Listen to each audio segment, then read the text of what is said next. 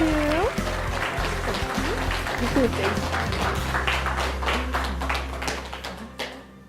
So, today, what I'd like to talk a little bit about is the power of perseverance. Because, believe it or not, in a very short period of time today, I can teach you to never give up in just 2 easy steps. And people are probably like, well, maybe you could just shorten that to 1 as to like not ever giving up. But really, there's a little bit of a method to it. So there are probably a few of you out there right now thinking perseverance, the ability not to give up, has changed your life. And if you think about it, there's one thing that you really pursued in your life, and you just wouldn't take no for an answer, that's probably something that you've ultimately been amazing at, something that you've ultimately been successful at. Have you ever heard that perseverance is stubbornness with a purpose? You know, I think every successful person has been accused of being stubborn at some point in his or her life. In my particular case, I had played softball since I was, old enough to hold a bat. We were missing with my dad. My brother and I were throwing balls on the roof at God knows what age. So we just grew up with sports our whole lives. And when I wanted to be a pitcher, my dad was kind of like, why don't you try first base? Because he was around the backyard probably chasing about a marathon's worth of balls that I was throwing everywhere. And his direct quote to me was, later in life, he didn't tell me at the time, he said, when you first started pitching, you pretty much looked like a drunk stork. So imagine this frame trying to coordinate into a very athletic motion and not knowing the first thing about how to do so. But I was like, I want to do it. So my dad supported me, chased a marathon's worth of balls. But that wasn't the hard part, believe it or not, because I was motivated. I went down in my basement, in my parents' basement, and I wrote stuff on the walls. I was so excited. Think the part, act the part. Someday you might be the part. I would throw it into that chalk wall every day. You could hear it upstairs. I was like, boom, boom. You could hear it like just barely missing my brother's drum set. But that was okay. That was part of the process. The difficult part of the process was during my freshman year in college, and I had been on a scholarship to a Division I school, and I started getting pain. I never had anything like it in my life. But, I've been to some doctors, and the doctors were kind of like, well, could be tendonitis, could be this, could be that. But basically, we think you're okay. You can keep going. Let's try a cortisone shot. So on I go. Not going away. Oh, something's just not right. And you know in your body that it's just not right. So after about a year of this, I go on to someone who finally knows what to look for.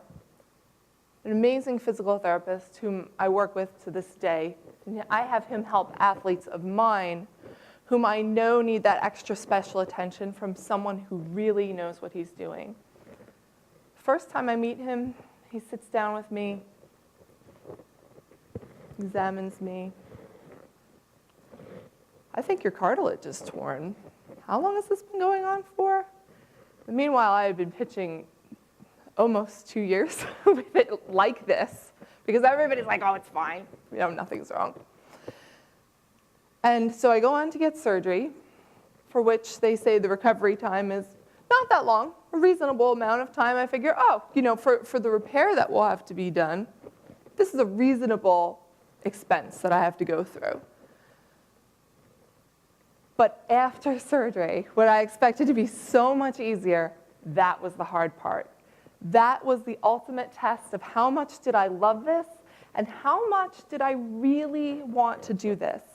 Because 5 months after surgery, when I expected to already be pitching, when I had my season up and coming, I could not turn my wrist this way to receive change at the store.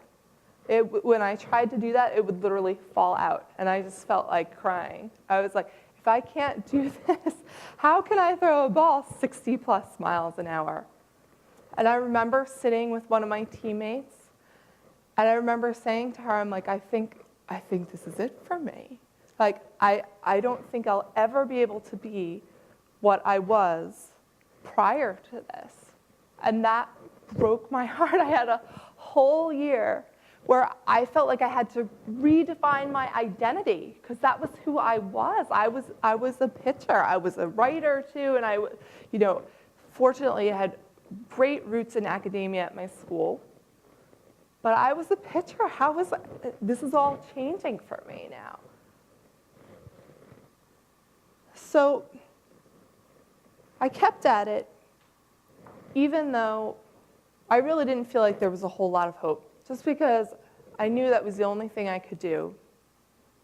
And my senior year, I had a pretty good year. My ERA was, around 1.5, not so bad for Division I. But what changed my life is I got a coach who took it so differently from me, turned it around completely. And that person is Casey Clark. Those of you who follow softball at all, you might recognize her many years ago as Professional Pitcher of the Year. And Casey is about yay big. She is a wonderful, tiny woman. And that woman throws about 68 miles an hour. And she looked at me, having had surgery on my wrist and having felt like I'd completely maxed out. I was the only place where I could be at that point in time. And she was like, how old are you? 22? It's like, you are not done yet. And I believe that from petite little Casey, because she was like a rock star to me. For some of you, that would be like meeting Bon Jovi, And she worked with me, I think, twice. Probably the best 2 hours of coaching I've ever received in my life, as a young adult at least. And boom, just like that, 4 miles an hour. And that was how I learned that even sometimes when you just think, this is what my undertaking, this is impossible, I can't do this, then it's not that it's impossible, it's just that you don't see the way. That you need someone at that point to help you find the way. So, obstacles can't stop you, problems can't stop you. Most of all, very important for all of you here today, other people can't stop you. The only one who stops you is yourself. And if I had chosen at that point in time where I was throwing like 40 miles an hour post-wrist surgery, and let me just give you an idea, that is like what my 10-year-olds throw right now.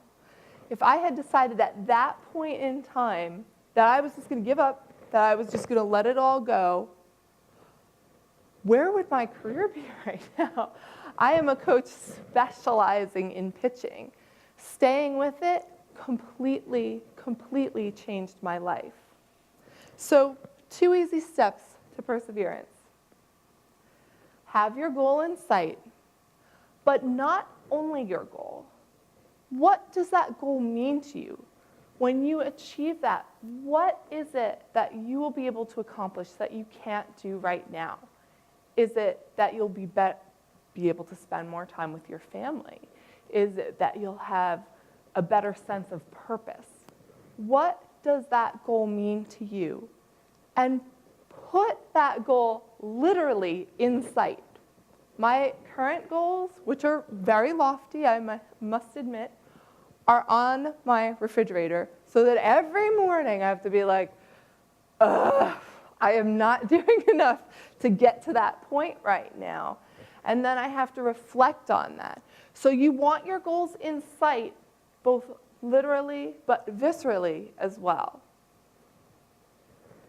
Take small steps, because those big goals, the things that you really want in life, those can be overwhelming. But I want you to think about it with everyone in this room here. 5% more every day. If you do 5% more every day than the person next to you, then what will you have done in a week, in 2 weeks? And then after a year, you're going to have blown the other people in this room out of the water. 5% every day is just a small step towards your goal. If you hear no, it's like sometimes the worst 2 letters in the English language when strung together. Sometimes you just have to find out why. I think a lot of people take no at face value when really the key is like, why? Why no? Criticism can only help you if you're willing to accept it. But if you're not willing to be coached and you're not willing to be helped, well, then maybe you need to focus your energy elsewhere. Or the other alternative is find a new route to success. There are a million different ways to get from point A to B. Sometimes it just takes some perspective to learn how to get there.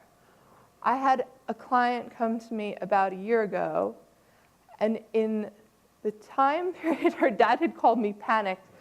We've been working with another instructor, we've been working with another coach, she's plateaued. I don't know what to do. I said, okay, that's fine, I'll come in, I'll look at her, all of that. We'll evaluate her. 15 miles an hour she gained in the past year.